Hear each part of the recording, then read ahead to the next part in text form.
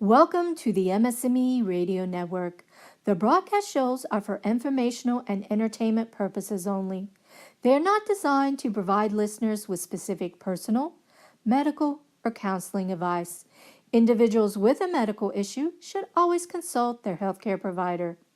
MS&Me is not responsible for content of individual shows. The views expressed by show hosts or their guests are their own. Enjoy the show. Hello everyone, welcome back to another exciting episode of You're More Than Your MS. This week, me and my husband was doing some stuff around our apartment and I came across our Blade movie. Binge watched them. Now I can share some history about Blade. Blade got his start in comic books. Now Blade has appeared in 3 movies, a live action series which lasted 1 season, and an animated series which I haven't watched yet. The man known as Blade was born into a world of blood and darkness over 7 decades ago.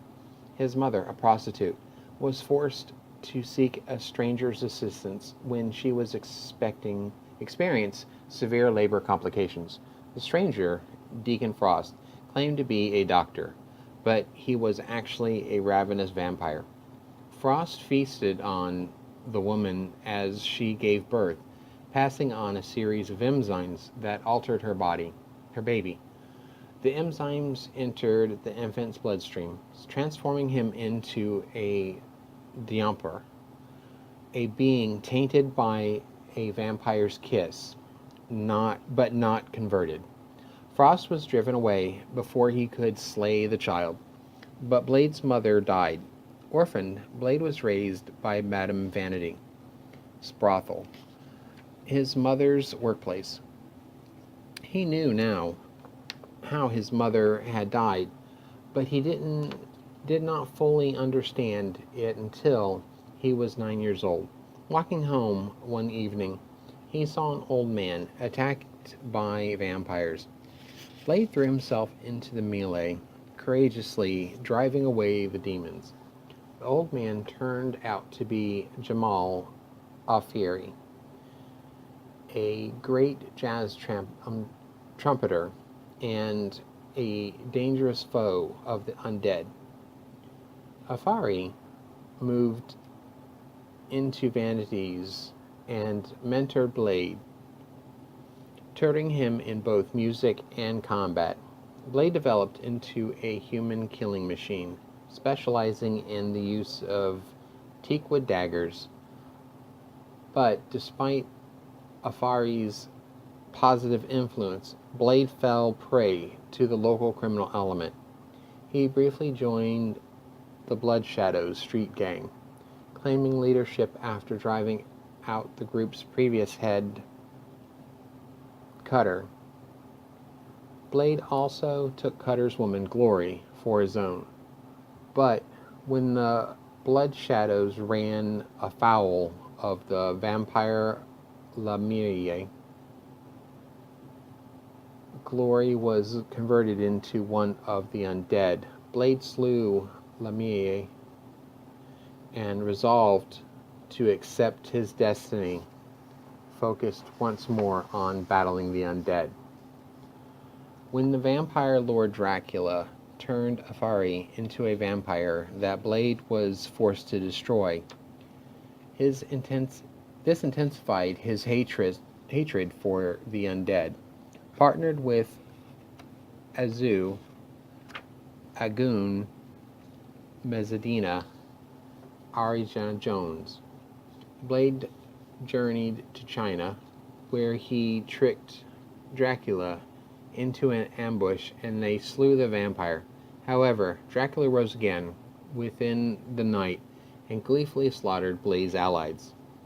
Blade continued his crusade alone for a time, eventually attracting the attention of Quincy Harker, whose passion for destroying the undead nearly equaled Blade's own. Blade initially scorned Harker's methods as too slow, but after an unsuccessful battle with Dracula on board an ocean liner, Blade began to recognize the need for allies. Working with Frank Drake, Rachel Van Helsing, Taj Natal, and Quincy Harker, Blade tracked Dracula to one of his many lairs and once again plunged a stake deep into the vampire's heart. Unfortunately, Dracula soon revived. After another battle in the Persian underground, Dracula tore out Blade's throat, leaving him to transform into a vampire. But Blade recovered from the wound, realizing for the first time that he was seemingly immune to vampire bites. Armed with this knowledge, Blade left Harker's group to focus on finding his mother's killer. However, he was sidetracked by the Legion of Damned, a cult of vampires based in London, and answering to a human agent of Dracula. Madame Vanity, who had once employed Blade's mother and had helped him after her death, was slain by the Legion, sending Blade into a terrible rage. Intent on stopping the Legion from creating the sunlight serum that would have allowed vampires to move freely during the day, Blade teamed with Inspector Kate Fraser to track the Legion to their lair. There they rescue Blade's lover, Saffron Caldeir, and ended the group's threat. They also found taped evidence that cleared Blade of a numerous trumped-up charges that the group had pinned on him.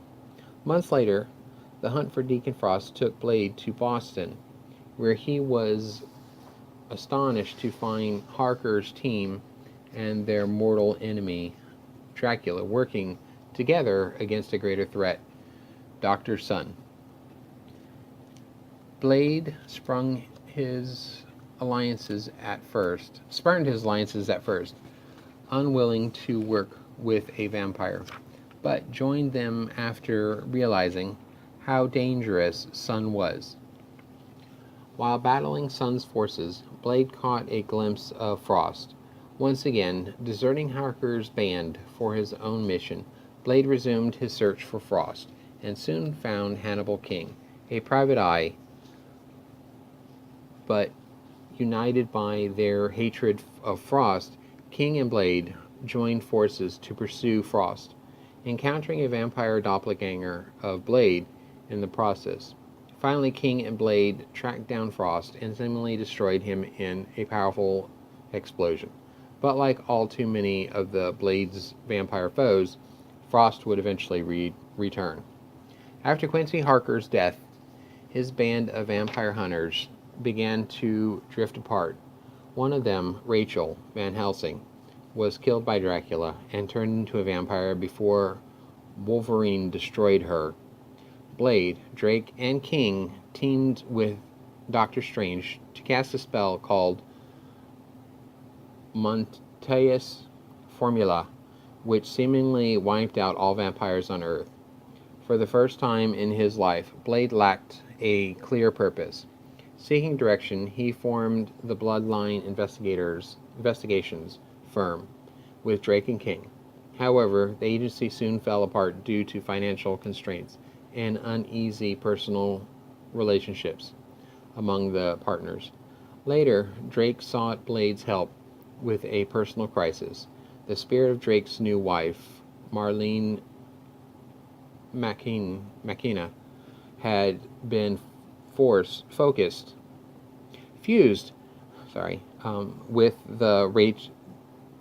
with that of Rachel Van Helsing by the demonologist Smirnoff, who had sacrificed hundreds of college students in the cult known as the Belonging to amplify Dracula's power.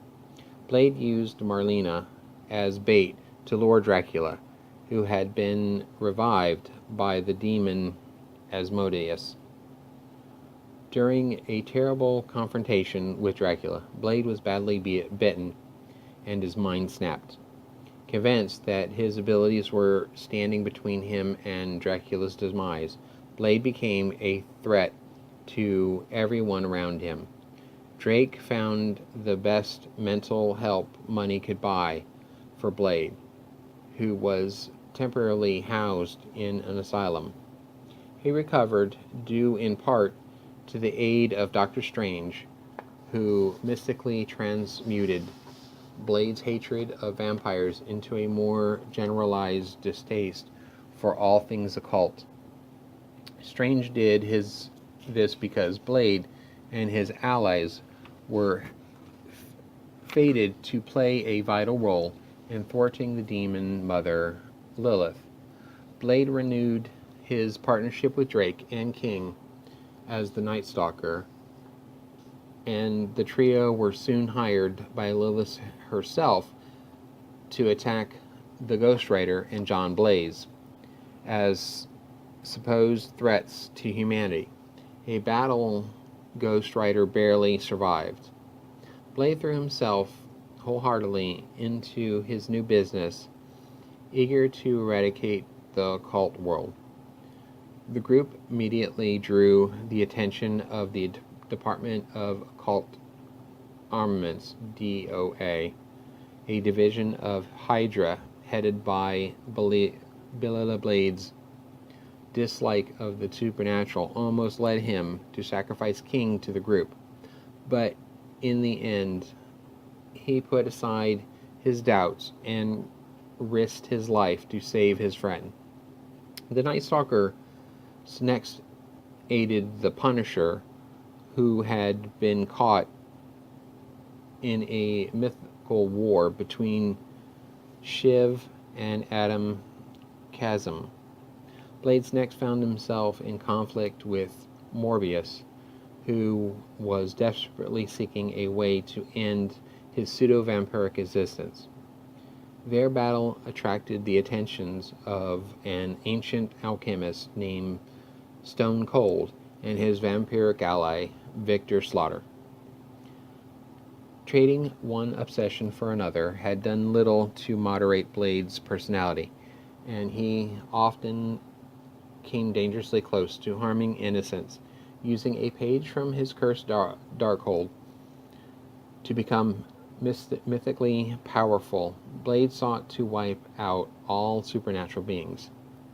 He fought and slew many of the Midnight Suns, a loose-knit magical confederation that included the Night Stalkers, and began calling himself Switchblade to further distance himself from his past life.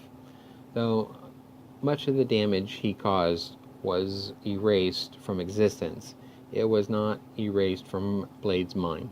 Overwhelmed by guilt, Blade used his mystical knife, known as the Edge of Introdos, to summon and examine visions of his life. Finally, seeing how dangerous it was to be ruled by his obsession, he felt hopeful about his future for the first time.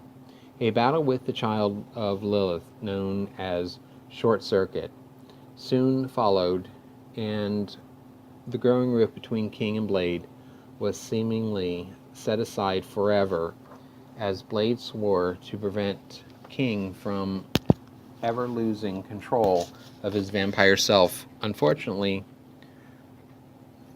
the Montesis formula had begun to weaken. Venera, the original Lord of Vampires, returned to life, and Hydra created a Dracula clone called Bloodstorm.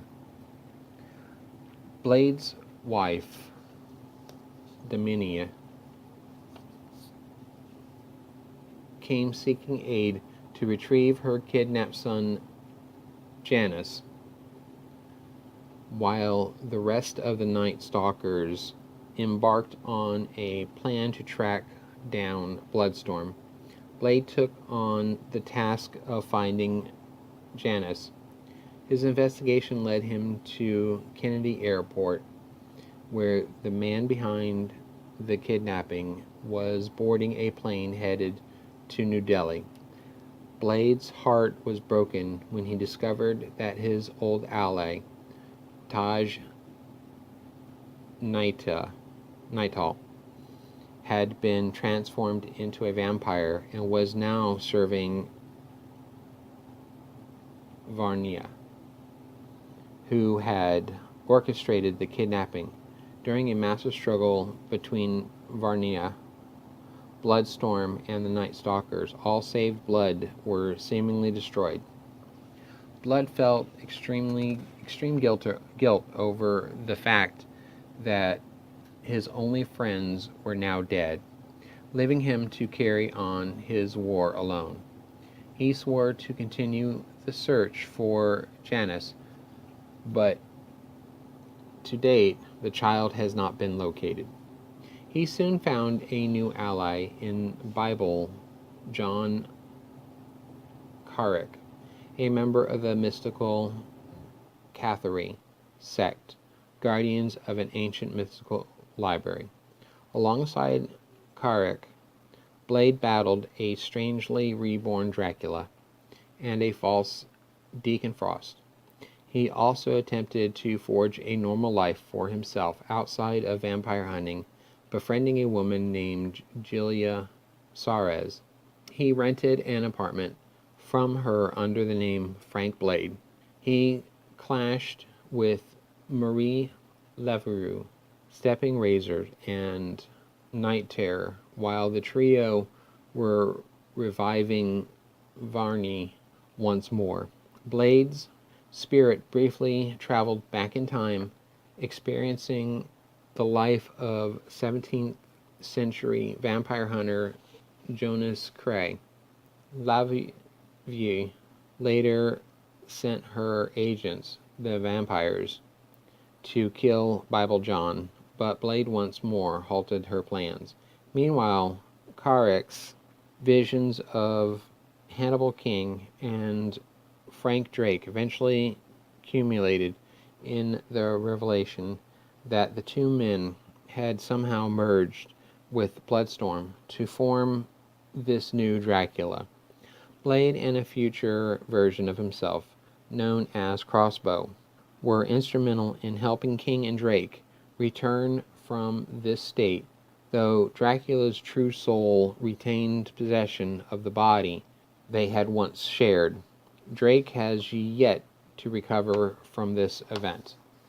Blade was soon summoned to New Orleans by the enigmatic beauty Dominique Lavent, who led him into the midst of a vampiric coup of sorts, involving the living vampire Morbius and the powerful Ulysses Sojourner.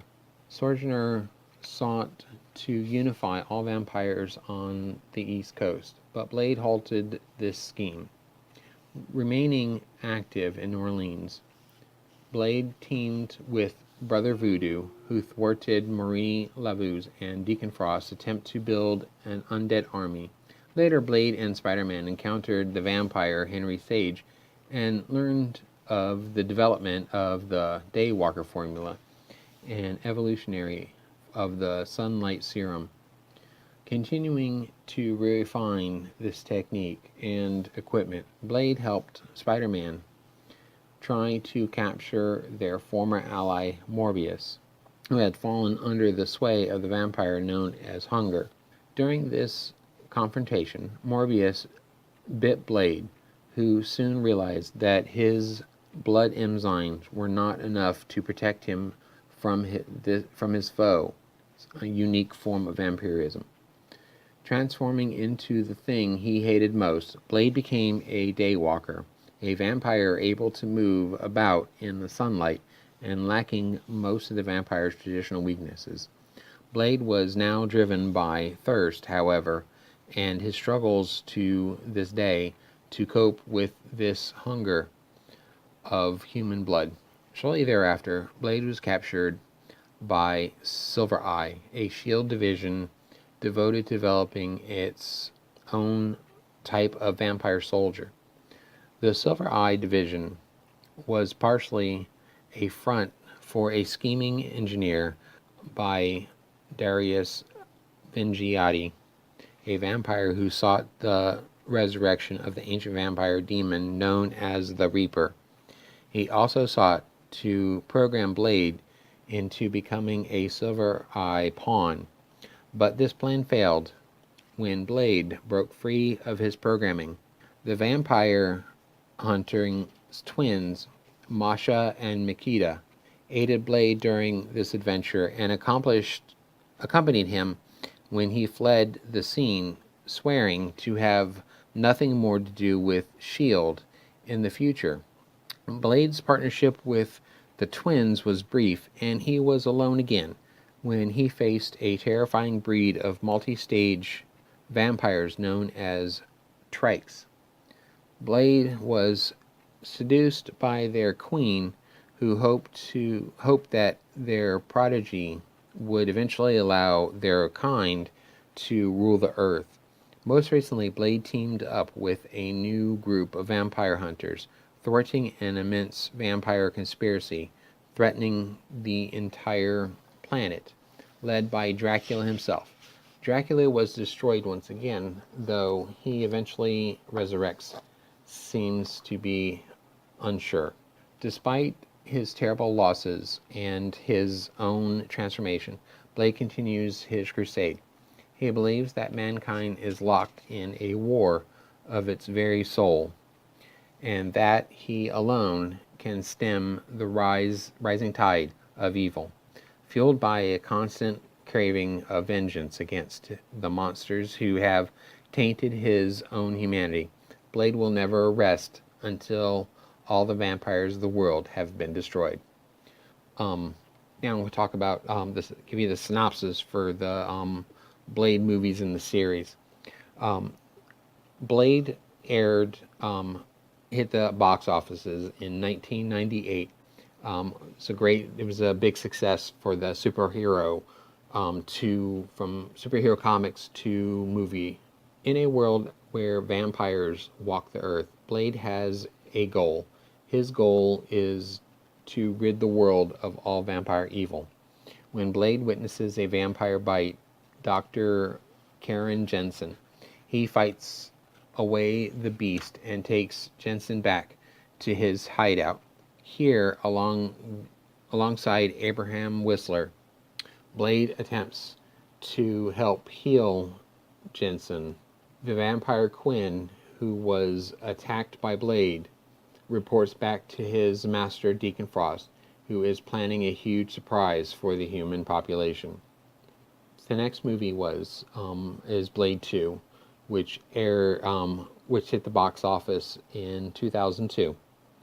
A rare mutation has occurred within the vampire community, the Reaper, a vampire so consumed with an insatiable bloodlust that they prey on vampires as well as humans, transforming victims who are unlucky enough to survive into Reapers themselves.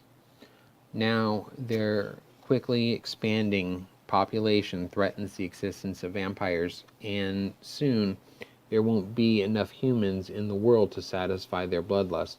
Blade, Whistler, an armory expert named Scud, are curiously summoned by the Shadow Council. The Council reluctantly admits that they are in a dire situation and they require Blade's assistance.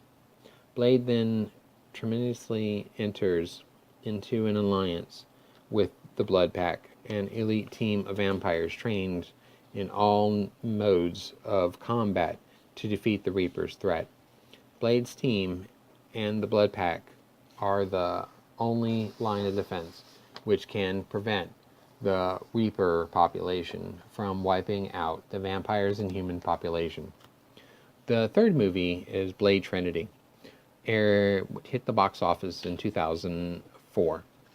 Blade finds himself alone, surrounded by enemies, fighting an uphill battle with the vampire nation and now humans. he joins forces with a group of vampire hunters who calls themselves the Night Stalkers. The vampire nation awakens the king of vampires, Dracula, from his slumber with intentions of using his primitive blood to become daywalkers. On the other side is Blade and his team manifesting a virus that could wipe out the vampire race once and for all.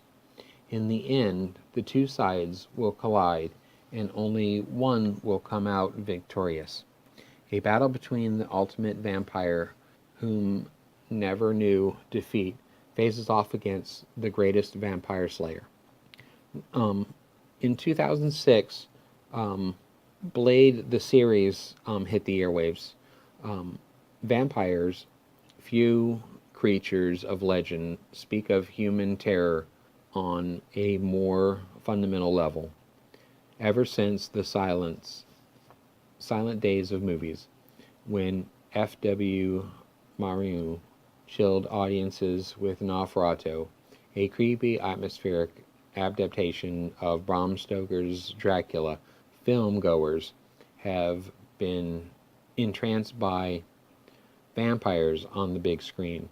The worldwide blockbuster successful of two recent pictures, Interview with the Vampire and Bram Stoker's Vampires, Dracula, indicates that the lure of the undead has not worn off, with Blade is wedding two popular subjects, vampires and superheroes.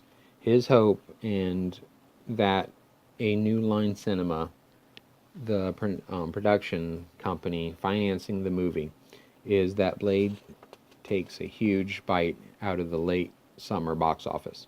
Blade has been kicking around the comic book world for better part of 25 years, since he first appeared to square off against the title character of Tomb of Dracula. While the most famous vampire of all time didn't take it past the August 1979 issue when the series ended, Blade lived to fight other battles against the legion of Night Stalkers haunting his universe. The effort to bring the Vampire Slayers to the big screen was squared off by the legendary Stan Lee, a mainstay to Marvel Comics for nearly 60 years. Lee believed that Blade possesses two characteristics that make him an attractive property. He's one of a select number of African American superheroes, and he has a dark side that will appeal to audiences familiar with recent motion picture inceptions of Batman, The Crow, Spawn, for a production company like New Line Cinema, eager to start a movie franchise. Blade offers a potential significant upside. Well, my friends, this brings us to the end of another episode. I hope you enjoyed everything and will get a chance to check out the things that I reviewed for you. And I hope you will return for even more reviews next week. I would like to thank MS&Me Radio and my listeners for giving me the opportunity of sharing my passions with you. Good night, and always remember, you are more than your MS.